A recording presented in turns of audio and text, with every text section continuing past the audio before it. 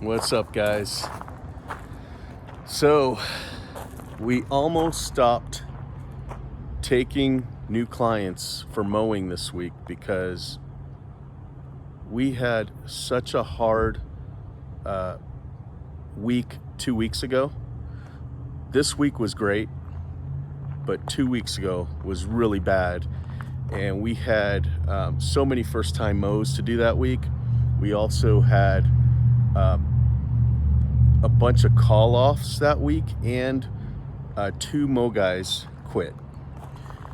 So it was just one of those, couple days where it's kind of like, dude, are we taking on too much work?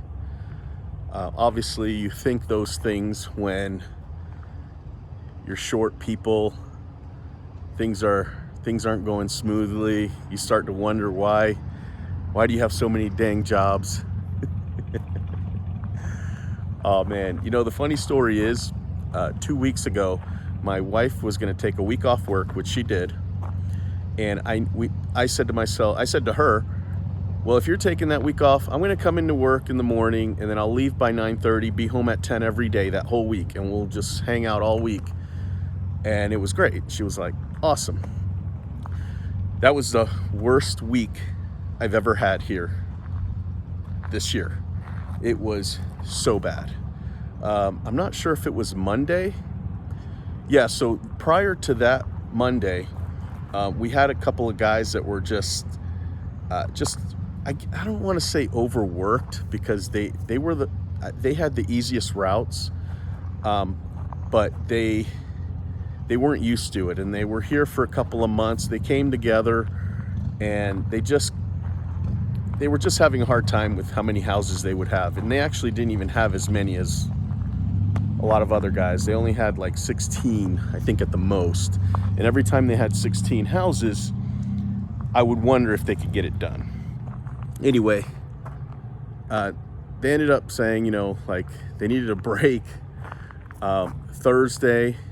So they took Thursday off, Friday, and I thought that by Monday they'd be good. And that was the Monday I was supposed to take off for the start of the week. And they didn't show up. And at that point, I'm like, you know what? I called one of them. I called the guy, and I'm like, dude, what's going on? He's like, yeah, I don't think we're going to come in anymore. I'm like, damn it. Okay, no problem. Of course, I was stressed, but once somebody makes up their mind, you can't really do anything about it. So I said, all right, man, well, good luck. So because they had the easiest route, I was able to disperse the jobs to the other crews, but they were already pretty much maxed out, you know what I mean? But because there was 4 more crews dispersing 15, 16 houses, we got it done. But then I was worried about the rest of the week and the longevity of them doing that many jobs. I didn't want there to be problems, but all the other crews are stronger, able to do 25, 30 houses in a day. It'll be a long day, but the remainder of my crews, they like working long hours, and they like the money, and they don't mind. I still wish I had more teams to make things easier for everybody. But anyway, so that was my week. So I basically would come in, make sure the route was dispersed right, call people, trying to get people to work, new people, try to hire people. Because I've had people call me throughout the year asking for work, and at some points I was a little full, so I'd tell them, right now I'm not, but check back with me a couple weeks. So I'd call all those people back. Everybody had jobs by this point. But anyway, that was a tough week, because when I leave here at 10 in the morning to hang out with my wife that whole week, I was on the phone all day with problems. You know what I mean? We were short people, and one of those things where, a tire blew on one of the grandstands. So I had to coordinate who can pick it up, who can take it off, where to take it once it's off the mower, just those kind of things came up. And, while I was thinking about it, while that was going on, I'm like, Obviously, if I had a shop guy, would have been able to handle all that, but you know, can you really afford to have somebody just sit around waiting for problems to arise to fix? No, you know, unless you have like kind of like a store manager that's like just monitoring everything, dealing with customers in the office and out in the yard and in the field. Anyway, so I kind of anticipated those kind of problems happening. So that's why I said to my wife I'd be home around 10 so I could deal with all those things in the morning. Because usually by the time everybody leaves the shop, things go pretty normal and pretty smoothly with the jobs. The only things that do come up are when equipment goes down or, you know, something very rare happens on a property where it requires your attention. Doesn't really happen very often. So I thought leaving at 10 would be great. And it was, for the most part. I still got to have a great time with my wife the whole week. We still got a lot done. We did a lot of stuff. But she did say, you know, you still worked that whole time. Anyway, my point of the story was I had the worst week 2 weeks ago. So we got through that week. Man, we got through it, but towards the end, so we had 11 first-time mows that week, and that's pretty normal. We've been doing 10 to 12 first-time mows every week, including this week. Yesterday we did 11. So right now our count for mowing is 460. So last Friday, I said to the office, hey man, we might want to consider not doing mowing anymore. I mean, first-time mows, sorry. Might not want to take on any new mow customers right now. And we talked about it for like 2 minutes, like seriously considered it. And it was Friday. So we were like, okay, well, we've got the dispatch done for this week. Let's just kind of stop taking new mow customers. Come Monday, so I had an employee that I kind of promoted into crew lead. So we were back to 5 crews that Monday. But me and one of the guys got into an argument, and the employee decided that he didn't want to deal with this anymore. He didn't want to work here.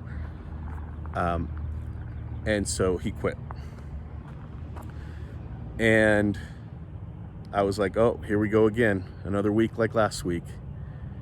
But because of the phone calls I've been making the week before and that Monday, boom, we've got 2 new mow guys ready to go on Tuesday. So we were back at it. I mean, actually I hired somebody last week, and that's when I promoted one of the guys to be a crew leader, so we made another crew. But I ended up firing, or actually, I think it was mutual. I think the employee mainly quit, but I didn't let him, I didn't force him to stay, I guess you could say. I didn't attempt to make things okay for him to want to be here, so I said, okay. So basically he quit. And so I was like, okay, it might be just like last week where we've got to figure out who's going to do all these routes. Luckily on that Monday, they already did half their route. So I was able to get that situated. But because of all the phone calls I made, we ended up with another guy immediately the next day, ready to go. So I had 2 new guys at this point, no crew leader for the new crew. So I had to disperse another crew that was able to, I was able to promote another guy that was ready to be a crew leader because he's been part of this crew here for a while. And this was a good opportunity for him to make more money and be a crew lead. And so we did that, and now we're back to 5 crews, and it is incredible. Like, so we're back to 5 strong crews. Like the new crew that replaced the one that quit 2 weeks ago, they're stronger. So, you know, things like that. I always say, like, when you're forced to make, like, not decisions, but when you're forced to deal with issues, like a crew quitting and your back is up against the wall and you've got to make things, come up with a way to hire people or fix the situation, a lot of times it comes out better. It works out better than it did before. And you never would have known that until you have to deal with it. So, I never want anybody to leave, but in this case, somebody left. The new teams that we have, they're easier to work with, and it just worked out for the best for everybody. So anyway, that was my worst week, and now we're strong again. In fact, because of all the phone calls I've been making, guys, I went into my contact list, and anybody that I didn't recognize on my contact, that's how desperate I got, okay? Because I needed to fill my route, and I was short-staffed. So I called people on my contact list on my phone that I don't know why their name or number is on there, but I called them and I said, hey, it's me, Freddy. I'm asking if you need like, where do I know you from? And they would tell me, and I'd say, I'm looking for mow guys. Are you interested? I'm going to pay this much. And some people were like, oh no, I'll ask around though. There was a guy on there that I had written his name, but at the bottom I had where he worked, which was a landscape company somewhere that I've seen. We've all seen it around here. It's a pretty big, I don't know if it's big, but it's been around for a while, so it's pretty recognizable. And I called him. I don't even know how I got his number. I don't know if he knew me. I don't know anything. I don't know, but I called him because I knew he worked at a landscape company. At least that's what it said on my phone. And I was like, hey, it's me, Freddy. What's going on? He's like, good, man. What's up? And I go, nothing. I'm just kind of curious what you're doing for work right now. And he's like, look, I got to be honest with you. I don't know who you are.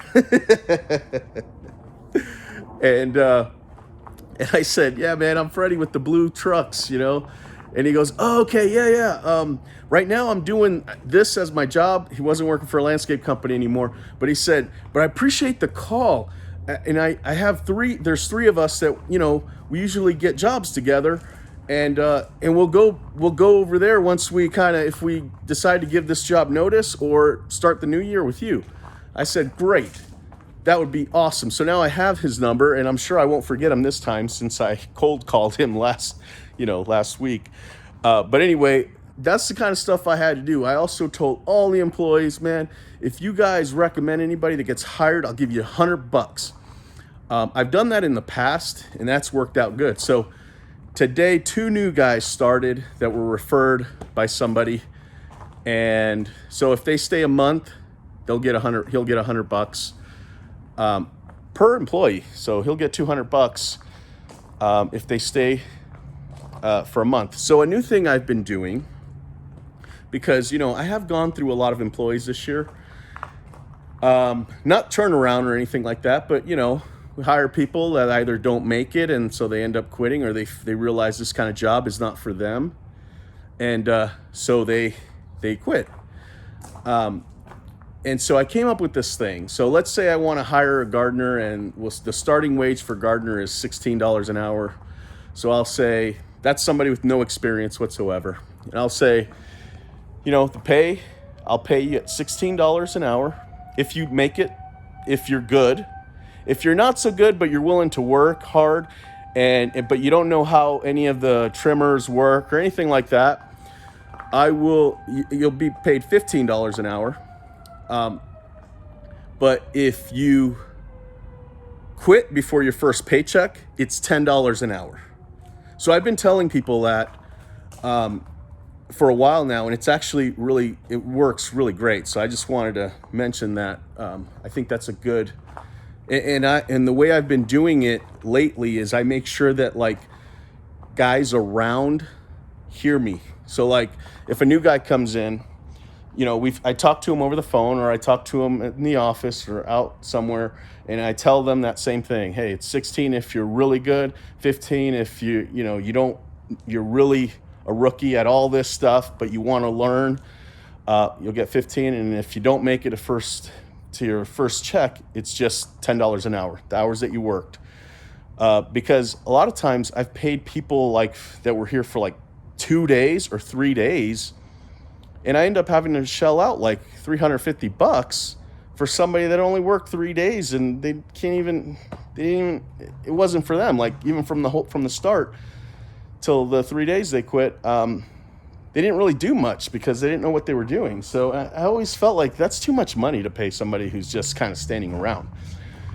So what I've been doing is I tell them all that during my initial interview with them, but then when they're in the yard, before they go out into a truck with somebody, I get the team that's driving the truck with the new employee, and I tell them, hey, so just so we're all clear, if you're really good, we're gonna give you the wage of 16, and I go through it, but in front of the other crew. So witnesses, so I have witnesses of that's the case, because I haven't had any issues, but if I end up having to pay somebody $10 an hour, I don't want there to be problems. I want there to be like, yeah, well, that's the way it is, and we all knew that going into it. So that's something I would also recommend you do. But anyway, this video is going on a little too long. Moral of the story is, when your back is up against the wall, you need to hire people. You do whatever it takes. You tell all your employees, you get on Facebook, you blast it off to anybody that's seeing your post that you're hiring people.